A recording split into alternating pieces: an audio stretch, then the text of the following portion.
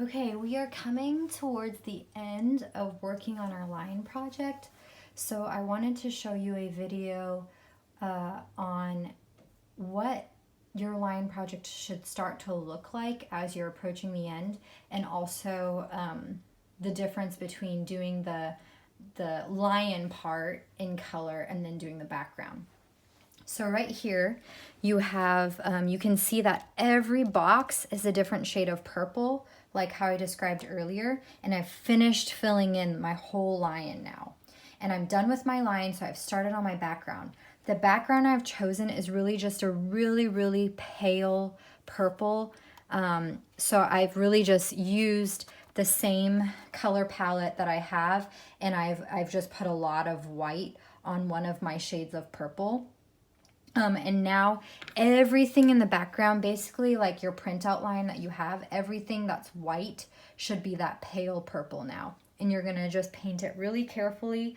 Paint everything in the background really carefully with that pale color.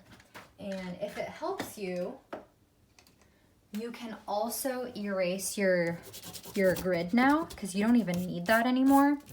The grid was really just there for you to use when you were drawing it, and also when you were painting the colors on there.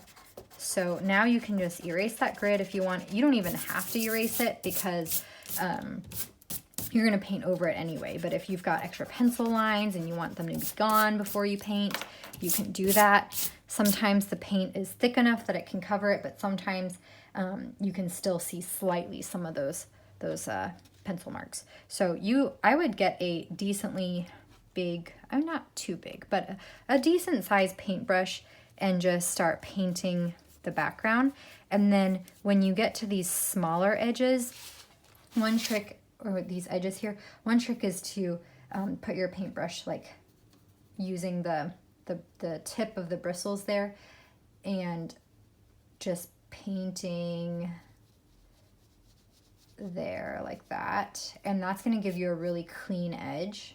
If you use the side of your paintbrush, the thing that happens when you're using the side of your paintbrush is the more pressure you put on it, the more the sides spread out, and when it spreads out, you can't control, if it's going to get on the edges or past the edges.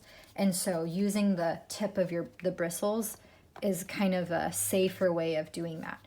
So you can use the tip of the bristles there, and then smooth out the paint. You don't want your paint to be super blotchy. So you're gonna smooth it out. And then when you get to kind of these detail parts inside, you're gonna probably wanna switch and use a smaller paintbrush. So you can even turn your page so that the angling of the page is convenient for you, and you can put, lay your hand directly on it.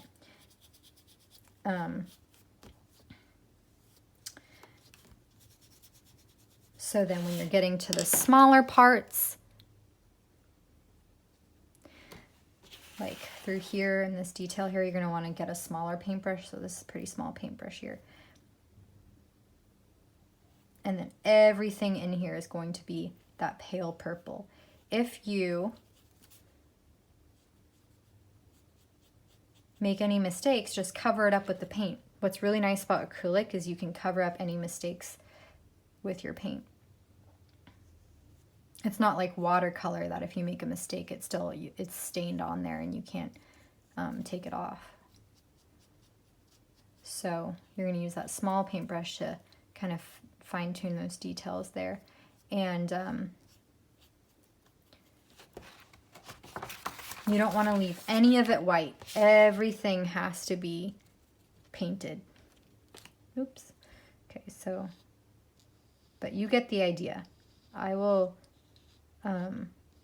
pause this video, and I think you understand the idea of what's going on here. So that's kind of what it should look like there. All right.